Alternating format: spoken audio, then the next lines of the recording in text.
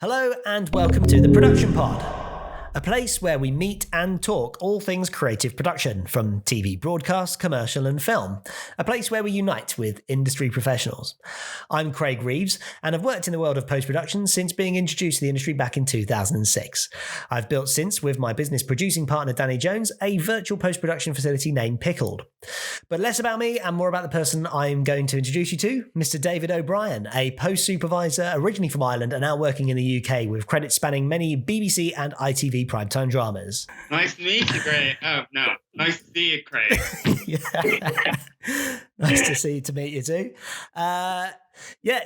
We met in Ireland back in the days of brown bag films in Smithfields. Yeah. It was a little bit different, wasn't it? You were actually working in Dublin as opposed to the UK, and I was from Dublin working there. Yeah. We met in Brown Bag. You came over to work as a flame on Peter Rabbit, wasn't it? It was an animated series for Nickelodeon. That's right. I was on the night shift and basically just got handed the keys on day one. They said, here's the alarm code. With the Disney crowd now, they're a little bit more controlled in who they let in and out. But at the time, it seems very, very easy, wasn't it? To come in, there's your keys, go do some work. There's lots to get.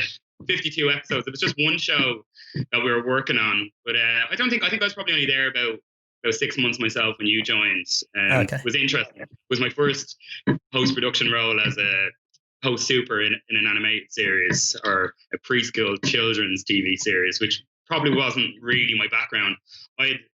I'd just come back from Australia, where I'd been working as a post-production consultant in Australia, which really was just drinking beers with creatives in Melbourne, which was nice, but the heat was getting to me. Quite literally, it was just too hot in Melbourne for me, and I decided not in Ireland. Not too hot in Ireland. No. I came back there for that reason, but I'd been approached while I was away in Oz by Danielle, who was the head of post in Brown Bag, and about coming over. She'd heard about me because I used to work in Windmill Lane, which is probably one of the leading post facilities in Dublin, along with kind of Screen Scene, Windmill Lane and Egg would be the three main ones. I'd started in Windmill Lane a long time ago, but it's a smallish industry, everybody knows each other, but kind of took a year out after working in Windmill for about 4 years, and I went to Oz, and then kind of ended up doing a little bit of post consulting over there for a recruitment firm that used to find people like, grade ops and sound people for various productions of various things. So that's what I was kind of working in. But initially I had started out in Windmill. But yeah, so I came back there. My kind of reservation was I'd never worked in animation at all. And I'm not someone's kind of like, I do believe in, and I think a lot of our industry is like flagging it till you make it. And just, you've got about 20% of the right things to say, you can usually pull the wool over people's eyes. But with this, you kind of do need to have a bit of backup. So that would have been my reservation about starting in Brown. I was like, I've never done that before. It's a different workflow. There's so much to it, and it's a totally different animal to, live television or TV dramas, which I kind of had worked in when I started out. But it was a brilliant learning curve as well. The shows there that you would have worked on and that I worked on as well, like big shows, like for the preschool market. So not many people, they don't get the kudos maybe they deserve, but like they sell to maybe 160 countries and stuff like this, and they're a worldwide thing. Yeah. But so I was keen, but I made that very clear when I came in. But I think what I learned is there's not many people that do post-production in animation at the time. So it's kind of like, even the fact that you have a little bit of information and you kind of have an idea of how scheduling and workflows work, you're probably better than most at kind of doing it. Yeah. So what brought you over then to the UK from having worked at Brown Bag? What was your first job? Did you come here having a job in line? What was your reason? Previously I worked in, I came out of college, I studied music management is what I studied initially. And I kind of studied that just purely because I was so into music and I enjoyed that side of things. Didn't really know what I wanted to do when I left school. So I was studying in Ballyfermot College of Further Education, which is interesting because that's pretty much the main hub of animators and things coming out in Dublin. And that's probably led to why there's such a huge industry in Dublin of animation companies and things working there, because that's where those colleges and schools are. But and the tax breaks. They definitely helped. But yeah, a lot more people are getting on the tax breaks now. But at the time, definitely, the Section 481, I think, is that what it was called? Very fancy names around. I came in, but while I was studying music management, I'd heard about this company called Windmill Lane. It's kind of famous in Dublin because they used to be a recording studio in an old mill just down on the quays, just close to the docks in Dublin. And it was kind of world famous because U2 had recorded their albums there, and it was kind of so. It's kind of a tourist spot where all the walls outside the windmill are completely covered in graffiti of people's messages to Bono. But so I would have known of that, and we would have studied it because I was studying music management. And for me, that was like, if I'm going to get a job in the industry, I'd like to work in Windmill Lane, even though probably at the time didn't really understand exactly what was going on in the building. But Windmill Lane, as it happens, I finished college, had actually transformed probably over the years since I didn't learn about it. That was no longer just a recording studio for music. It was actually a post-production house. So it divided in two.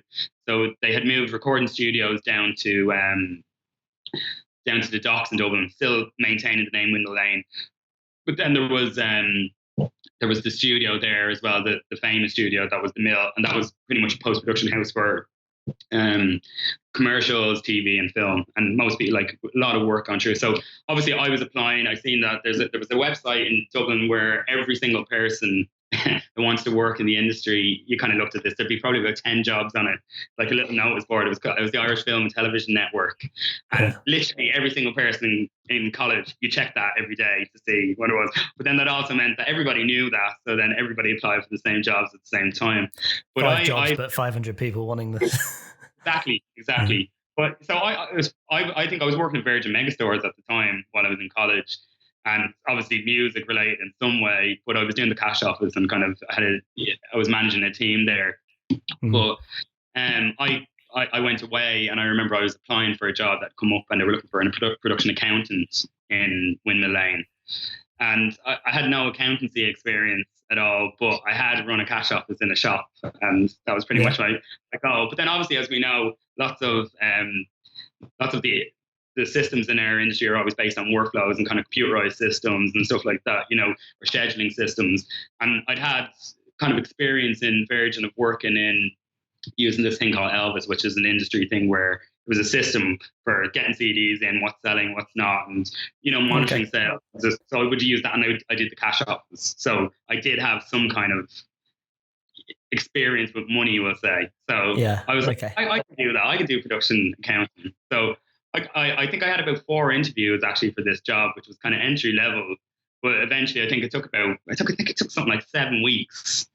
And I think I was getting to the point where it's like, oh, I've had enough now. I'm not, it's not going to happen. But got the job, and then I just started in Windmill, and then soon learned that it was more about production of commercials. There's a huge commercial department in there, and then TV broadcast, mainly for the Irish market. And then there was a lot of films going on as well. And for me, I was the only person. There was a little hub office in there of about 8 post-production, we'll call them post-production producers in-house in Windmill. They all sat around, and all the jobs would come in, people had their favourites, and then they would be applied to the person that they thought was best. But it was a real hub, really kind of like, 8 producers around me. I was the only person that wasn't a producer, sitting in the corner just doing the accounts and doing the worksheets and the times and all that. Very mundane task, but it was really great just to kind of sit there and take it all in. And I was... So pretty much what I would do is when someone would be gone on holiday and they needed cover, I'd be like, I'll cover that. Yeah, I'll take over that. And then ultimately, just by doing that enough, got the experience where it's like, oh, sure, Dave can handle that one, or we'll give that job. And then kind of moved up to that I started doing my own job. And given that I was still on the low pay bracket, it kind of made a lot of sense. And I wasn't too bad at it. So it made a lot of sense to get me doing it. And then the financial crisis hit. And then there was a lot of layoffs, and then all of a sudden it was like, okay, well, we'll keep him because we pay him nothing. Sorry, this sounds really bad. But it's what it is. I was supportive to people, and then I got kind of a lot of opportunities. So it was mainly at the start I would have done jobs for kind of a lot of like the Irish channels like RTE1 and RTE2, and then there's an Irish station at home called TG Caher, and I would have done some stuff for that. But yeah, I kind of got experience just working in shows like this documentary series I made for TV3. I did the post on. It was called "The Truth About Travellers," and it was pretty interesting, just kind of like the other side of the traveling community and the bad name that they're painted with. So that would have been like one of the first ones that I did quite well. Then after that, I just led on to one job after the other before. So we're doing a lot of different things, but yeah, working in a post house is probably the best thing for me because you just get to meet all these different creatives and see how things workflows. At the time, we were still doing like telecine, you know what I mean, and using the machines and stuff. So that was still, so it's kind of like this amazing process of actually, seeing how things work before I went completely digital. So it was just in at the end where it was still like digibetas and that kind of the fun of finishing a program on a Thursday night and then getting in a cab on Friday morning to make sure to bring a tape, literally broadcaster for air that evening, with a safe copy, stuff like that. So that's pretty much there. So what point were you back? When were you in the UK then? So the UK. Get back to that question. So I think I left Windmill, then I went to Oz and did that consulting stuff, and then I was approached about coming back as a post super to work in Brown Bag, and that was down to a few people in Windmill knowing people working in Brown Bag and recommending me. I think I was on the mindset that I was going to come back and get back into work, and I suppose because I was so young at the time, I was a little bit like, you don't want to go away too long. I kind of knew that's what I wanted to do. Didn't want to be away from home too long, enjoying sunshine and just drinking beers on the beach. So I was keen to get back. And so an editor I'd worked with, I think called Janice Toomey, knew head of post production in Brown Bag, and she recommended me. So I did Skype calls, which just at the time aren't as good as this. That just didn't work. You couldn't hear anything. So I pretty much had an interview in this house in Melbourne, and it was just crackled for the 15 minutes, and then we all just gave up. And I was like, well, that was useless. But I got the job. That was great. So before I knew it, about 3 weeks, I was back in Dublin, living in my parents' house again, which was a treat. And yeah, back in Dublin, and then I started on that Peter Rabbit series for Silvergate, where I met you, and yeah, learned like loads of stuff. But what kind of was really helpful about that was, I suppose, was learning about kind of how VFX work and that kind of those processes. Even though it wouldn't be identical to animation, there's similar ways of working, and Shotgun as a system for working. So yeah, and I'd been approached then. I done that series, and I kind of wasn't keen to stay too much. I was very keen to get back into live TV or not live TV, drama, shooting drama and stuff like that. So I was kind of in that mindset. But I've been speaking to a couple of people here. There was a post producer here called Dee Collier, who I would have mentioned to you before, who was a friend of mine. And she had kind of been in touch with me. I'd met her when I was working in Windmill on a couple of shows. And she was like, would you be interested in coming over and maybe working with her? Kind of went by the wayside then. And, it didn't happen the way she was planning. But we kept in touch. And then I signed up for another show with Brown Bag. And it was as a production manager on that, and it was called Henry Huggle Monsters, which was for Disney. Yeah. And started doing that, and then I was probably I'd say about 8 months in that, and then they came back, and they Dee was in touch again, and she said that ITV were looking for somebody else. She couldn't do a post supervisor job that she wanted to do, but she couldn't do it because she was already booked up, and would I be interested in interviewing? So I interviewed for it was Jeff Pope's Scylla, and the Scylla Black biopic. So I interviewed with that with a producer called Quadro Dejan, great guy. And yeah, so we've done a couple of interviews and got that job. And then it was really, really quick. Like within... I actually did a shot on that Scylla program. Yeah. What shot was it? I think I might have done two, actually. I was working for... I might have the effect, so I'd remember now, Craig. Which one was it? Do you know Bruce Spill, Anthony Brownmore and Al Brownmore? Not sure. I think they might have been... They might have been like down the line. I'm not entirely sure how they acquired the work. We won't go into the detail. Manchester. No, in Soho.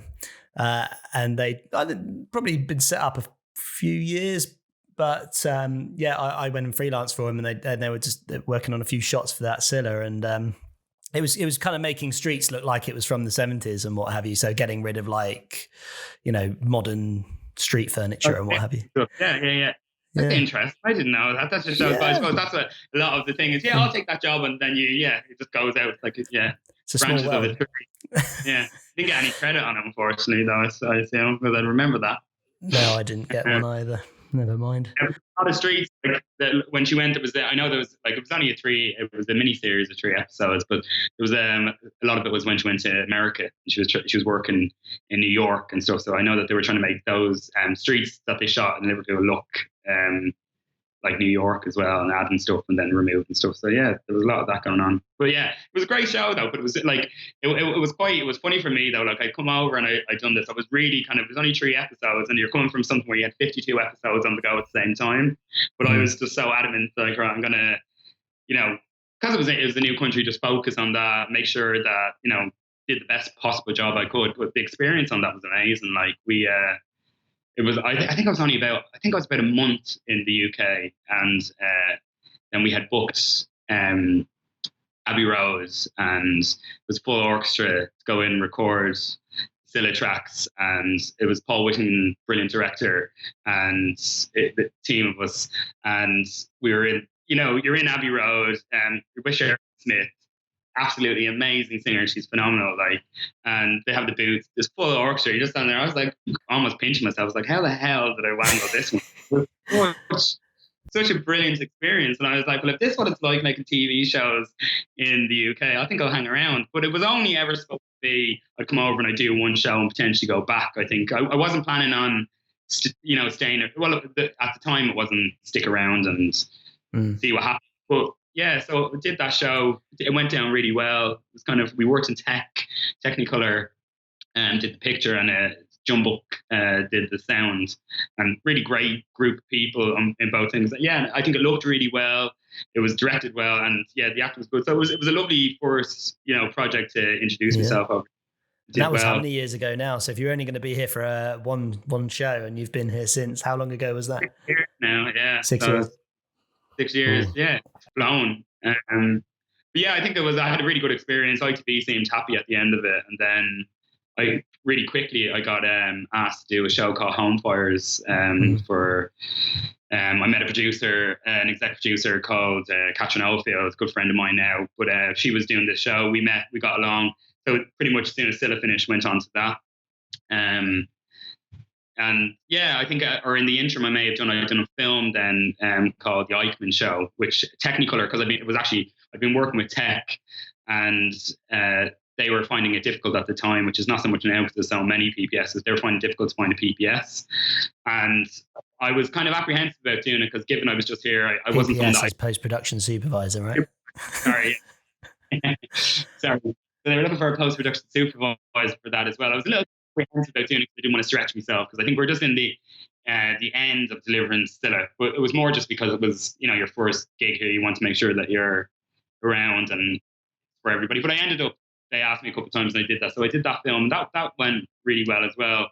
So quite quickly, I suppose, in the space of 6 months, I had 2 credits under my belt here. And then I did Home Fires. We did 2 series of that back to back. And then I interviewed for a series called The Last Kingdom, which is still going now. It's 4 series. So I did that for that's on Netflix now, 4 series. So I did the 4 series. That was a juggernaut of a series, which was really where I put my teeth over here. Huge VFX budget. I think at the time it was BBC One's biggest budget they'd ever had on a VFX show. But as I said, working in Brown Bag kind of helped me because I understood the workflow and what was achievable. I wasn't making a schedule that wasn't, we'll have all the VFX. I kind of knew what went in and what time, the monitoring that needed. Carnival were brilliant. They were really involved. So, and we did the VFX for that series. We're done in Blue Boat, and they were on it. We had like weekly reviews. We went in and signed it. The execs, Nigel Martin and the team there, they'd go in, they would sit down and sign everything off, so you kind of had a clear understanding of where you were at with that. But so just kind of led on from there. So that's pretty much ended here. So what is for those that aren't in the post world at all, what is a post supervisor? What's your like daily or by the project job? What how do you see it through? You start from the beginning of a production in pre-production, or when do you get involved? Well, it varies, I suppose. Like, see, it's different actually. In Ireland, when I worked in the post house, there wasn't like it'd be a very anomaly of having a post production supervisor working on a TV show. Over there, the person in house, so me, whoever's assigned by the post production facility, they would act as the post production supervisor. They would oversee that. So it was kind of like, but in the UK, I suppose maybe bigger shows and bigger budgets and stuff, and more VFX and stuff like that would mean that you'd have a freelance person typically doing that role. So I suppose that role is it's I suppose two things mainly. It's scheduling, keeping everything on time, keeping it ticking over, and so scheduling and budget. It's managing budget and people. Um, so the idea behind the post super is you kind of you start out, you do your budget, you do your schedule. You know when things have to happen, when it has to happen in order for us to move along. There's kind of like key points. So it's a scheduling system, and everybody has different ways of doing it. But it's monitoring kind of VFX, sound, picture, and kind of and delivery. And I think they're the four key components of it. But making sure all those different components work together so that you have something to present. Like there's no point in going to a sound mix if your VFX aren't in, because the sound design is, needs the sound in there in order for the VFX to be able to be signed off. But it's about knowing those things and also just keeping people on board, because you'll find that the producer has so many different things to be thinking about the overall, from clearances to actors to dealing with directors and finance. So they don't have time. So they need somebody that's pretty much, it's quite techy as well. You don't need to be the most technical person in the world, but you need to have an understanding that you're not asking to create something that's unachievable. You know what I mean? Yeah, it's quite broad actually, isn't it? I mean, you're covering audio, you're covering VFX, you're covering the edit, and there's a lot of different creative skill sets within that are all off on their own channels that you've got to oversee, I guess. Yeah, so it's known enough. You know what I mean? You never want to come across as arrogant either about kind of like my way or the highway, because one thing you learn is that, the person that, like, your grader is always going to know more about picture than you. So you're not going to go in and start, throwing your balls around the room and just kind of acting like you know more. You won't, because that's their creative role and that's what they know. But it's about working with people and getting the information, and then also kind of just keeping everybody updated on what's achievable. A huge thing is ADR as well. So ADR is the dialogue replacement that we do on most shows. A lot of people wouldn't realize that, the sound that's recorded on set generally will be tweaked after, or there'll be lines that will need to be done for sound, or like even as we're talking here now, you were saying to me earlier on, like there's an ambulance going up the road every 5 minutes. We might need to remove that because that would take away from things. So you might need to record a lot of lines. So that's something that a post supervisor would do as well, where you have to book the actors via their agents. Could be, if it's a huge cast, it's quite an undertaking. But there's a time frame. In other words, motorbike. There's a time frame for that to be done. So you need all the audio in order to, it's ideally you need all the audio settled and in and mixed for your pre-mix. So have your pre-mix. You can drop stuff in for your final mix, but that's where on the final mix people come in and sign off the actual audio and say they're happy with all the elements. But yeah, that'll be done in blocks. So if you have if you had 6 episodes, you might do 3 blocks of 2 episodes, and then you're booking. And you could get an actor that's traveling the world that's really hard to get in. Well, I was going to say, actually, I mean, you must get to meet and entertain quite a lot of the highbrow. That is the thing. Like, it's kind of like, that's one of the, I think you were saying to me before, like, what would you say are the perks? The perks are like the people that you get to meet. Like, I've been so lucky. Sometimes you don't even realize you're in a room, and it's not just actors. Actually, it's like sometimes you're working with a director that's just so brilliant, and it's a real privilege to be able to sit in a room and see how somebody works, and and how they create something that's is going to speak to people. And like, you get to meet people. Sometimes you can be let down by the people you meet. When it comes to actors, but you're a bit like, oh God, I had such house with this person. But like, as a whole, I've been so lucky. Like, I'm friendly with some of them. I remember you cutting me short because you were having to go back to Glenda Jackson, who you'd left hanging at a table. That was one of the kind of, I think even for like my parents, or kind of speaking to people, just, she was the first is an octogenarian I'd ever worked with. And probably, as everybody had said on on set and everyone that worked are a complete and utter pro, but you kind of don't realize the caliber of this person. Do you know what I mean? Like, she'd obviously stopped for a while to become a Labour MP, so a woman of many talents. But yeah, absolutely professional, really amazing. But yeah, just standing outside with this person, she was coming in for ADR, and she didn't have a mobile phone, so I'd call her on her landline, and but just she meant business. She'd be there. She'd be up before everybody else. Liked to use, she liked to go out for a cigarette, and that's how I got to chat with her. I'd have a cigarette with her, but just an out and out class act. But yeah, like that. I don't know. As I was saying to you before, I got to work in Jumbuck, which was I went in house for about 3 years recently. You were the director of operations about 3 years ago. They approached me. I'd worked on they'd done Scylla initially, so I met the team in there, a small boutique facility. I met them all, had a lovely experience working with them, and then we done The Last Kingdom, and so we kind of had. So they approached me about doing that, but like during that time, they're some serious talent, like, because coming through the doors, like they did Fleabag, series 1 and 2, Afterlife as well. So you'd have Ricky but all these kind of to meet people like Phoebe Waller-Bridge and just to see these people, a real hub of talent coming through the door. So yeah, really lucky, but yeah. You don't want to get too starstruck. I think sometimes it does become a bit of a job, but every now and again, I think the Glenda Jackson thing for me would have been a bit like, this is someone like this is a legend. Wow. But, don't say something that's going to offend. Definitely not. That's never been a worry for you, though, is it?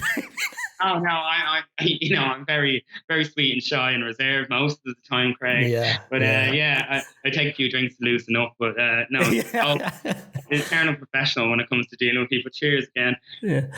No. So you say with the budget, because you're overseeing the post budget, right? So you've already, I guess, agreed what the post budget is going to be with the producer at maybe pre-production stages.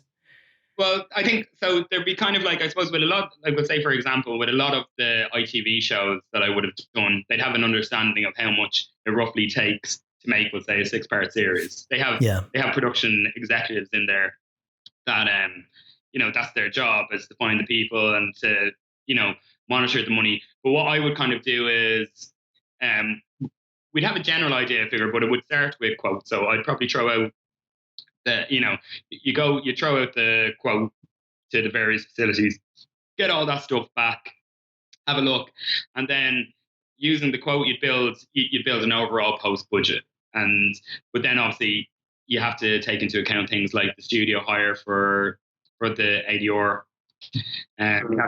You'd have a budget for VFX, but like, even though I would read the scripts of something that I'm working on and kind of I'd have an idea we're going to need VFX here.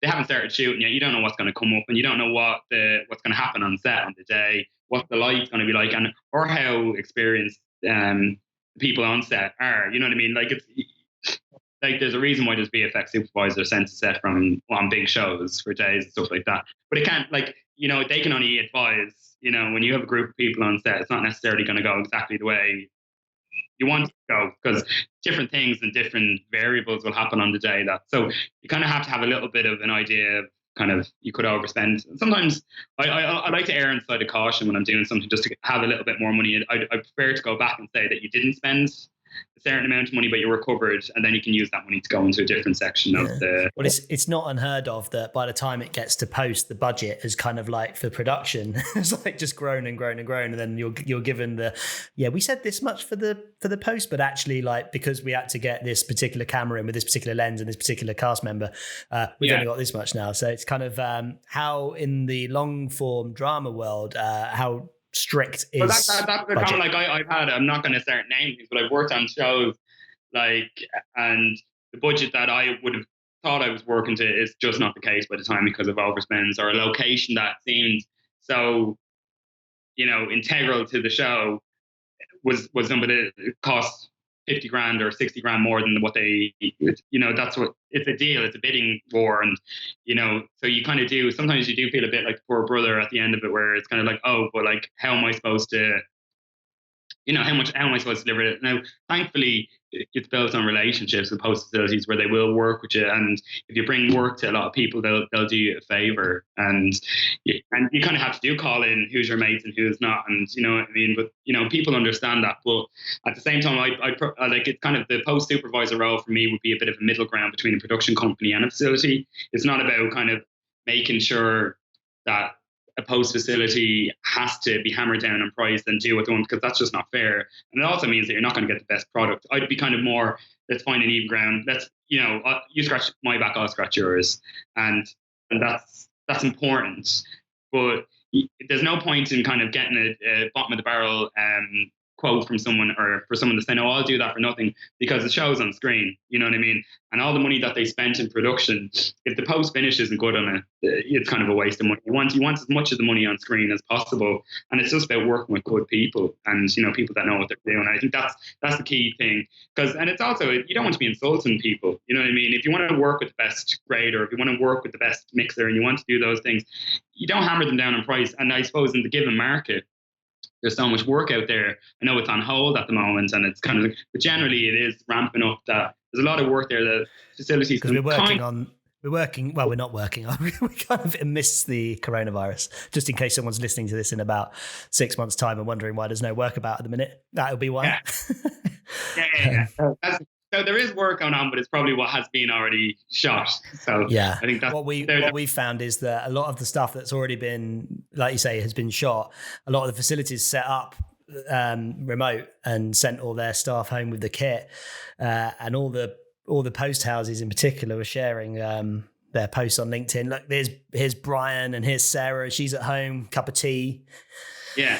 Looking cash, that lasted about a week, I think, until I stopped seeing the Zoom call screenshots and the posts of people at home. I think the work kind of, as soon as they finished off what they needed to do, I don't think anything else new came in. And if it did, it wasn't getting promoted very well. I hear you on that. Like I was probably a little bit unfortunate because I had just finished. I finished in Jumbook in December, so I left there, and it was always a plan like that I would do 2 or 3 years, because I do enjoy being freelance and having, I like working from project to project and things as well.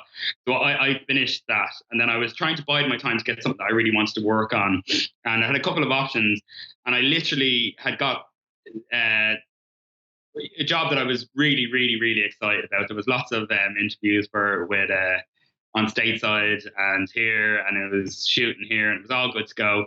And yeah, jumped through all the hoops, got the job. Couldn't believe that I was going to get to work on this series, which I'm not allowed to speak about because we're NDA'd up to our eyeballs, but hasn't been announced. So I was confirmed 24 hours later, went on hiatus, and I was just like, okay, so yeah.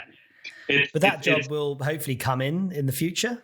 Well, that's the plan, but the issue that you have is, though, the technicalities, because it was an American production shooting in the UK, you do wonder if it may seem like, with the plans that you're going to have to put in place in order to do a shoot here, it's going to cost more money. It's going to have to, you know what I mean? You're going to have to keep, maybe skeleton staff. It's not everyone's. It's going to have to be kind of a monitoring room where maybe producers and execs are going to have to sit in a room and watch a live stream of the monitors from set as opposed to being on set.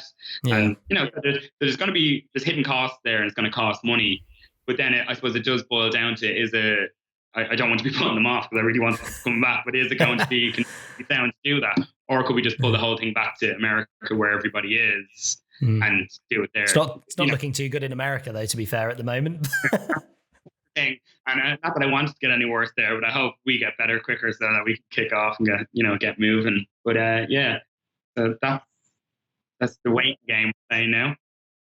So what do you think you've seen change in the industry since when you first started to the now? I mean, obviously you're working on some really great big dramas now. All right.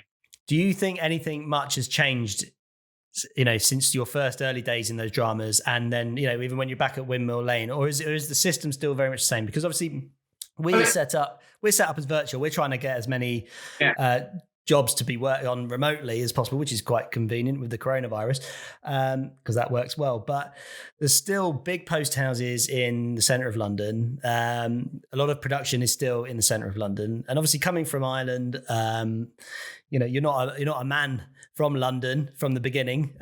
Is London where all the work is, or how do you see from then to now? How has it changed, and what do you think the future might look like? The thing about it is, as an industry, in my opinion, it's constantly evolving. I think the actual speed of the change in the industry is ramped up, so it's changing like every few months now, as opposed to it used to be like I remember when they rolled out HD cam tapes, and that's what people were working on. They were working on that stuff, and that's what we were delivering on.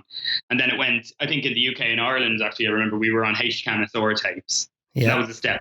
They kind of came out, but they were still making HDCam, but the States were still HDCam. So when we'd be making a TV show, we do our HDCam SRs for the UK and Ireland broadcast, but then you'd have a HDCam that would be sent over for the ultimate American broadcast. But obviously that was still tape format, and that's not that long ago. Like, I'm still quite young. We're quite young, you know what I mean? Yeah, we're young. Yeah, we're young. We still got it. But I remember HD cam and beta cam and an SR. I think the BBC would only allow you to deliver on SR. They wouldn't accept any other format for a while. It's expensive tape. Very expensive. But then we've been through our trials and tribulations with the tapes as well, because if you remember, there was the tsunami that hit Japan. Yeah. And so then all of a sudden these tapes that probably cost about 130 quid each were gone for 500 quid. It was like that. It was like toilet roll. It was like, if you had a few HD cams, you could make money. Who cares about making posts or making television? Just sell your tapes. If you had a decent amount, you were loaded, But to be fair, if you set up a tape distribution company back then, I mean, you're not making any money now. No. But I think about it is, as I was saying, the workflows are changing, and that has always been something in our industry. I do think, like, and as you say, like the genesis of your company is about working remote and not needing these things and what you can do. And so that's always been possible. I think what coronavirus probably has just done is brought that to the forefront, that it's actually possible. There is people that are also, I'm not taking away from a facility though as well, because I think there is something about walking in to the centre of town, sitting in a room and signing off your grade. And there is the sense of, when you're in a room and you see it, but also you're seeing it on a calibrated monitor, in a studio. There is that. But what we've had to do is people have had to adapt now, and that's not the case. Not everybody's going to have a calibrated monitor in the house, so they know that what they're seeing is not exactly what finished product, not what the finished product in the studio will be. So I think people are going to have to relax. Like, there's a lot of people that doesn't look like what I thought it was.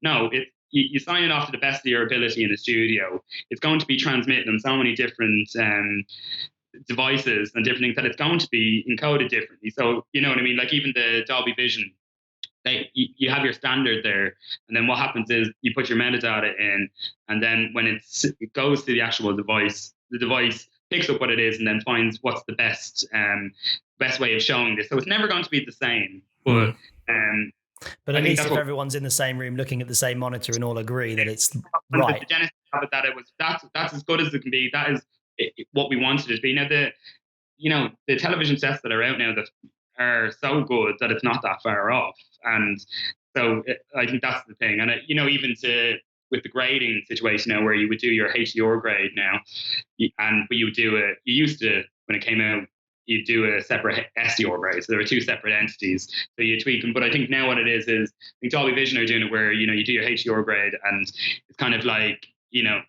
using the information that's in that file, they can create an SDR, and they can kind of go in and just do a check on it, as opposed to having to do a full grade and stuff. But yeah, I think that's kind of coming more to the forefront at the moment, where there's going to have to be some flexibility in what you're seeing and understanding, because that's where we're going to sign it off. Also, people are probably enjoying the fact that they can sit at home and an exec can watch 3 different shows back to back on their television at home, have an idea, give their notes, they'll be applied. But it's going to have to be a lot more faith in your DOP, in your grader, in your director. It also means that people are less tied to, I suppose, being in town till 10, 11 o'clock at night most nights. If there's an opportunity, I think the problem was there was always, or there is, should I say, a stigma that you're going to work late, you're going to sit there late in the studio, and no one's allowed to leave until the final say-so. Whereas I feel like now maybe people can appreciate that actually, yeah, okay, I can sign that off from home now, and that means that person also doesn't have to sit and get the last train back. But it's also a false economy, if you ask me, because like obviously working in a studio and like obviously I worked in the studios for years where we would do this, and it would be like you'd have the runner there at 3:00 in the morning running to get, food for people because you have to sign it off. And I think it was like, oh, we said we finish on that day, but that's not the case anymore. And the issue is if you have a mixer or if you have a grader in, they're tired, they're hungry, they're disgruntled. The work is not going to be the same. You're better off just sometimes calling it a day and saying, right, fine, or even allowing that person to go home. Let them, give notes, let them do the notes, and then come in and do a 2-hour session. Those 2 hours are going to be way more fruitful than people sitting there till all hours of night trying to make a decision on something. I do think. So, do you find that when you're working on a project, I imagine you'll work on a project, you'll have a little breather, and then you'll work on another project, if I'm right, or maybe you're just rolling from one to the other and you get absolutely zero sleep. But I'm just wondering, do you find the working day is manageable on a project, or do you try and keep to the typical 9 till 6 kind of rules, or do you find yourself just working all day and night on the project? I by nature, I'm somebody that's probably, and I sound like I'm doing a sales pitch to future producers here, and I'm saying this, but by nature, I'm nosy and I want to keep abreast of things. And if something's not going right or if we're behind on something, it would be something that would play on my mind and I'd be thinking of. So I never worked I probably always worked more hours than was the norm. But I've always been very structured. Like there's one thing, if like a lot of, with this job, if you have no meetings to 1:00, in theory, you could have a bit of a line in the morning and work late that day. You have the flexibility of being a freelancer. I never really did that. I'm kind of someone that I like to get up in the morning and I would generally head in, even if I don't have something, I'd sit outside the edit suite so that I'm available, that if the shit does hit the fan for whatever reason, I'm there, as opposed to getting a call, sitting there. I was just sitting there getting my hair done, but obviously that's not something, sitting somewhere and having a just and then you're kind of I like to be around, but I think it will give more flexibility, kind of, or also the fact that people are being kitted out more now means that you kind of come home and like I'd often I could leave Soho at 5, we'll say, miss rush hour, get home, and then do an upload, sitting and kick an upload off at home, make dinner while the uploads are doing that sort of stuff. So there is flexibility with the role, but it depends on the person. If you're doing 2 jobs at the same time, and if one is in the States and one is here, be prepared that you're going to be working a lot. You know what I mean? Yeah. But then we wouldn't be doing it if we didn't love the industry, right? I don't know. That's the thing. One of the beautiful things. Do you love it? I do love it. I really do love my job. Like I enjoyed working in Jumbook in-house again, and it was, I think for me, what was really beneficial for me was we were Jumbook were one of the first people in Soho to roll out Dolby Atmos.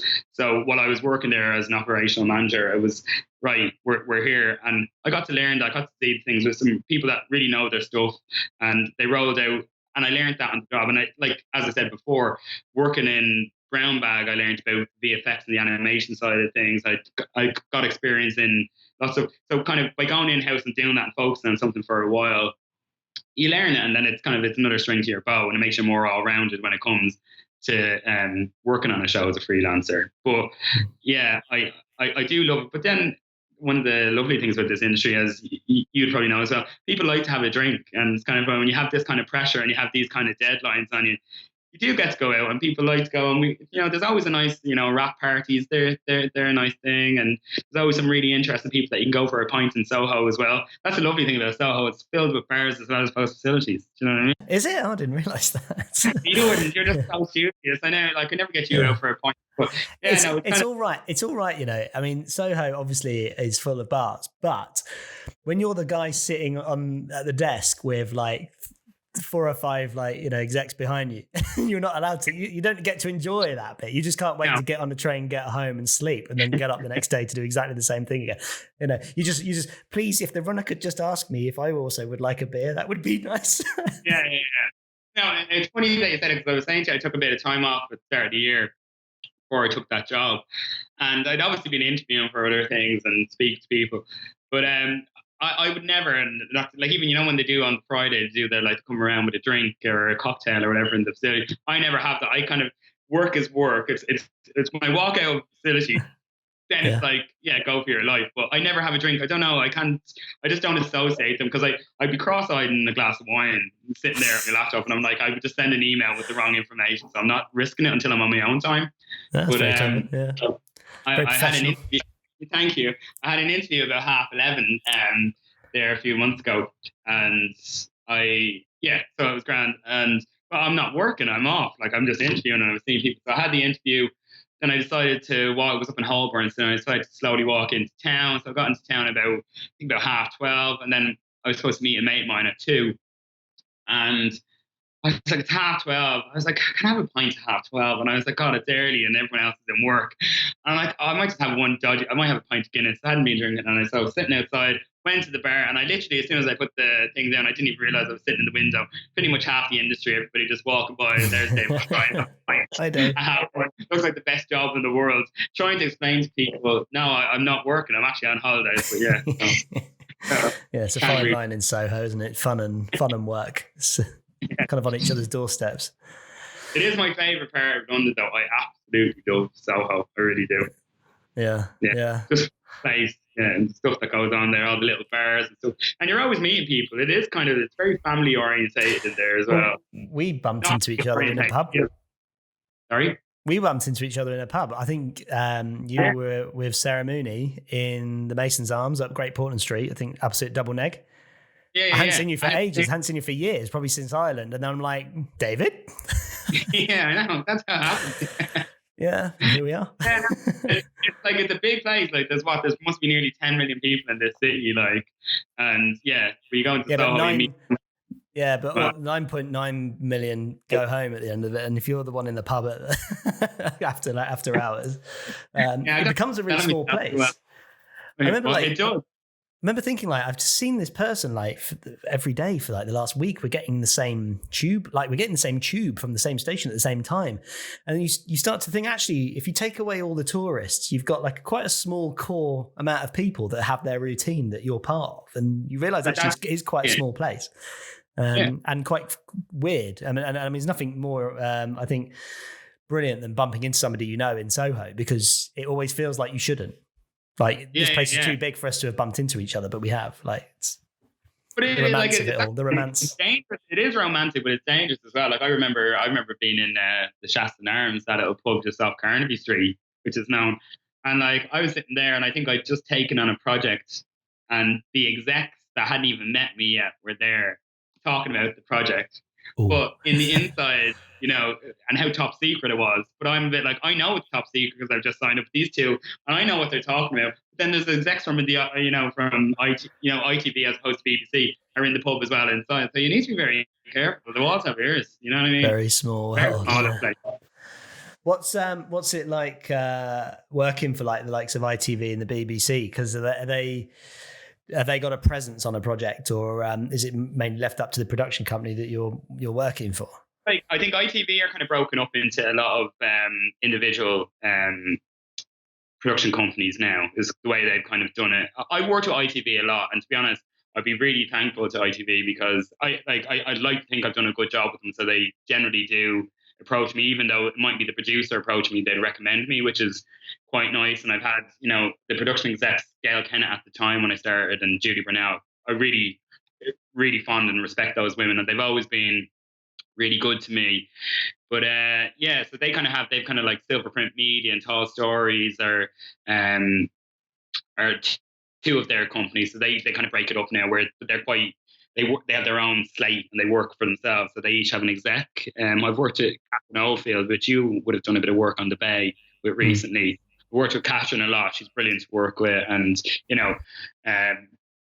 so you kind of, you get to meet a lot of different people. I actually love the Beeb.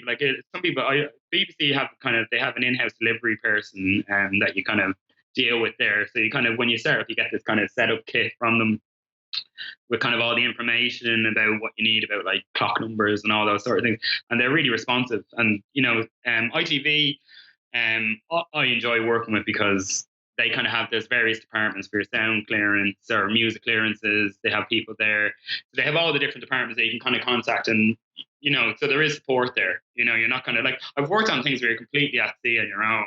You have to make a decision. The production company might be a new production company or an independent that hasn't got that many shows under their belt. Sometimes that can be a challenge, and that's where you learn kind of stuff about clearances and all that sort of stuff. Lots of like technical elements to your role. Understanding technical elements and workflows. But what about creativity, right? Because you're a very creative character, and we're in a creative industry. Does your role allow for creativity, would you say? Well, it does sometimes. Like there's like, even I suppose when I've worked on things before where you're like given, right, I've worked in animation, and animation, the genesis of animation is sound. Like it's like you make your sound bed, and you might have your script and then your sound. So the actual animation is built around the audio. So that's the first thing you record is your radio play for an animation. So sound is really, really key to that. So that would be something that I would have learned when I was there, and a huge experience working with like Dave McCamney, which I don't know if you would have maybe met him. He was the director on Peter Rabbit.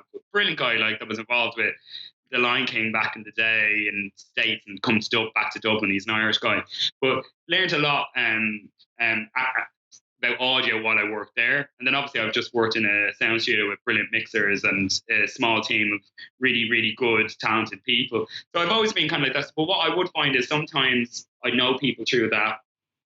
And if you're working with someone that might be there, people have different strengths and weaknesses. So sometimes you would be let lead, that way. I've worked on things because of my understanding of VFX where the director might even be like, I'd obviously go along to the things, but it was kind of, can you go, or if they're not happy with something, can you just translate for them what they want, because they don't have the technical word power, or they don't have the understanding to be able to tell the person what they want. They might have the vision, creative vision.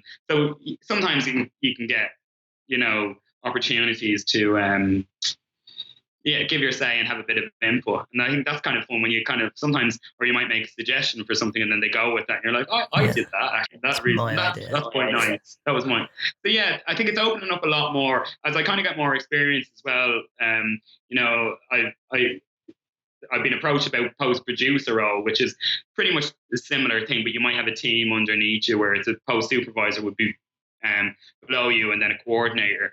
But the post-producer would have a lot more say on creative decisions. The job that I just got recently, I kind of had spoken to the production companies and the studios in America, and they were a lot more keen for what was my understanding of this. Would I be able to guide this? Because with the way shows are working, the American model is a little bit different, where they have a showrunner and they'll come in. So all the directors and they're not necessarily around for post. So they need to know that they have someone that they can communicate their vision to as well, and know that you're going to help guide that when they're not around to do that. But then you also have more decision making to be made, more pressure, but again, it's more fun.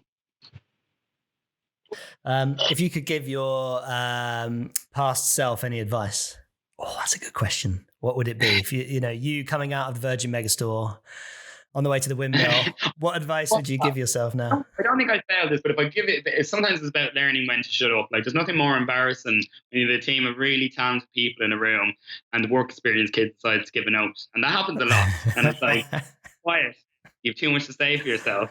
You know what I mean? Yeah. Have a bit of respect for people as well. But also, it's not, don't get, like, maybe not even me. If I was to give people trying to get into the industry some advice, it would be, don't get ahead of yourself. So, like, people are like, I'd love to do your job. But yeah, you have to do the time. You know what I mean? If you learn about, like, working in a facility, seeing the downfall and seeing the different things that can go wrong. So if you kind of have to do your time in this industry, like, before you can just be like, I'm a post-production supervisor. You can't supervise something if you don't understand the nuts and bolts of it. But I think key thing for me is it's all about personality, really. 70% of this is about the way you interact, the way you treat people. Because if you act like an arsehole, no one's going to work with you again or want to work with you. It doesn't matter how good you are. You know what I mean? So the people that I remember are the nice people. And if they're talented at the same time, that's just great. But you know what I mean? If they're not, we'll help them along in post. That's why we do. We'll fix it in post, you know? Yeah, perfect. So you've set up as Jealous Limited. There's not a huge amount of. There's nothing really. It actually does sound a bit hilarious when I had a job and I've set up a company, self-employed this year, called Jealous, and then the job is on hiatus. It's like, what's to be jealous of? I'm not working at the moment. It's a bit cringe, to be perfectly honest. But nah, that's just more. That's been. I used to be. I think I used to be David E. O'Brien post-production, and then closed that company down. Went into Jumbook, and then obviously had to set up a new name. And I was just a joke. It's actually just an in joke with me and my mate. It's kind of like, so if I say to my mate, like my mate Peter, I'd be like, oh, you're looking a bit worse for wear there. How many drinks have you had? He'd be like, jealous. So that was just something that we say to each other. I think we actually appropriated from, there's a theatre show called Briefs, which is all these acrobatic gay men wearing heels and all this sort of stuff from Oz, and it's brilliant. But they have a thing where they always just say jealous to each other, and I think maybe that. So it's been in my head for years, but we do this all the time, and it was pure. I was just in a bar and I was talking about what I called this company when I set it up, and I'm known to say that, obviously, and I say things like I call people silly a lot, and we were like silly post-production. I'm like, it doesn't really have jealous post-production. So we looked up Jealous and it was available, and it used to be a media company, and I looked it up in the history of it, but it had just closed down, and I was like literally just having that available. I said, I'll have that. That. But yeah. Thank you for doing my logo for me, Greg. I appreciate it. No problem. I won't get into the nuts and bolts of various options, but we went there creatively, didn't we? We took a creative journey on that. Yeah, it was great. So you can follow Dave at Jealous Limited. Jealous Ltd on Twitter. Yeah. Well, fab talking to you, matey, and I'll see you soon, hopefully. All right. Take care, mate. Bye. Thank you, David, and thank you to you for making it this far. Really is appreciated. If you'd like to leave any comments or messages, please do so wherever you can find a way of doing so. And we'll be back again for another episode of the Production Pod.